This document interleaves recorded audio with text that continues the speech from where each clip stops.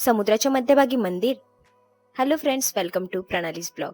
तर आज नवीन वर्षाच्या पहिल्या संकष्टी म्हणजेच अंगारकी संकष्टी चतुर्थीनिमित्त आम्ही ठरवलेला अचानक आणि भयानक मध्ये झालेला हा आमचा प्लॅन होता मोरावेतील समुद्रात असणाऱ्या या स्वयंभू गणेश मंदिराचे दर्शन घेण्यासाठी. मी खूप एक्सायटेड होते बोटमधून जाण्यासाठी, कारण 6-7 वर्षाचे असताना मी फर्स्ट टाईम गेले होते. त्यानंतर एवढ्या वर्षानंतर मी आज बोटीमध्ये पण पुन्हा बसणार होते. सो चला मग. तर ही आहे कराव्याची जेटी. आम्ही इकडून जाणार आहोत त्या बोटीपर्यंत. हा ब्रिज ना खूप वीक झालाय, त्यामुळे इथून चालताना पण आम्हाला भीती वाटत होती की कधी. शुभ शुभ बोल प्रणाली. तर आम्ही कुठून, कसे आणि किती वेळात तिकडे पोचलो हे पाहण्यासाठी हा व्लॉग शेवटपर्यंत नक्की बघा. सो वेट इज ओव्हर नाव. आमची बोट आलेली आहे. आम्ही आता सगळे बोटीत बसायला रेडी आहोत. चलो. या सीड्यांवरनं उतरताना पण आम्ही सिंगल पर्सन ॲट अ टाइमच उतरत होतो, कारण हा एकत्र सगळ्यांचं वजन काही झेलू शकणार नाही. आता आम्ही बोटीमध्ये सर्व बसलो आणि आमची बोट झालेली आहे सुरू. Let's go. आम्ही भरती ओहोटीचा अंदाज घेऊन निघालो होतो ना, त्यामुळे खूपच ऊन होतं. अप्रॉक्स 12:30ला आम्ही तिकडून निघालो होतो आणि 1 वाजेपर्यंत आम्ही पोहोचलो. म्हणजे अर्धा तास तर तुम्हाला लागतोच बोटमधून. आणि या मंदिराची हिस्ट्री सांगायची झाली तर मला तर तेवढं काही माहिती नाही आहे. आज मी जेवढं ऐकलं या मंदिराबद्दल तेवढं मी तुम्हाला शेअर करेन. तर म्हणतात की मोराबाई गावातील जे मच्छीमार होते त्यांना इथे ही स्वयंभू बाप्पांची मूर्ती सापडली होती.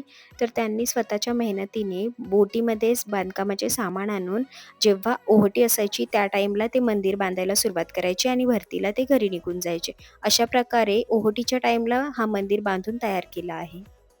तर तुम्हाला हा मंदिर कसा वाटला हे कमेंटमध्ये नक्की कळवा. तर या मंदिरात येण्याचा दुसरा कोणताही सोर्स नाहीये. बोटीनेच तुम्ही इकडे येऊ शकताय. बघा इथे किती बोट लागलेले आहेत. खूप सारे लोक मंदिराच्या भोवती लाईन लावून दर्शन घेण्यासाठी थांबलेले आहेत आणि आपण पण आता इथे लाईनला जाऊयात. आज संकष्टी असल्यामुळे मंदिरात गर्दी खूप होती आणि मंदिराच्या भोवतीही एवढी मोठी लाईन होती. आम्ही काय व्हिडिओ काढायचे थांबलो नाही. आमचे व्हिडिओ, फोटोज चालूच होते.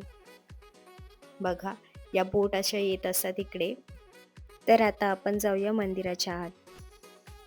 ही बघा, हीच आहे ती स्वयंभू गणपती बाप्पांची मूर्ती. तर इकडे दर्शन खूप छान झाले आमचे आणि खूप लवकर झाले. इथलं दर्शन घेऊन खूप ब्लेस्ड वाटतंय मला तर. तसेच इथे बसण्यासाठीही व्यवस्था आहे. मंदिराच्या बाहेर बेंचेस आहेत. तिकडे तुम्ही बसू शकता, फोटोज काढू शकता. इथे शेड पण आहे, जेणेकरून लाईनीत उभे असलेल्या लोकांना ऊन नाही लागणार. दुसऱ्या बोटला पार्किंगसाठी जागा देण्यासाठी आम्ही दर्शन घेऊन तिथून पटापट निघालो. तर मग निघताना वाऱ्याचा आनंद घेत आणि पाण्यात पाय टाकून मस्ती करत आम्ही निघालो घरी. तेवढ्यात चुकून एक छोटा मासा आमच्या बोटमध्ये येऊन पडला. आधी वाटला की जिवंतच नाहीये. पाणी टाकून बघितलं. हां, पण तो जिवंत होता, उडत होता. मग मी त्याला हातात घेतला आणि पाण्यात पुन्हा सोडून दिला. मी असा जिवंत मासा पहिल्यांदाच हातात पकडला होता. ते त्यांच्या घरातच असलेले बरे. कारण पक्षी उडत असतात, मासे पोहत असतात. त्यांना त्यांचा फ्रीडम दिलेलाच बरा असतो, नाहीतर पाप लागेल. सो पुण्य कमवत-कमवत आम्ही निघालो आहेत घराच्या दिशेने. Thank you for watching. भेटू नेक्स्ट व्लॉगमध्ये. तोपर्यंत बाय.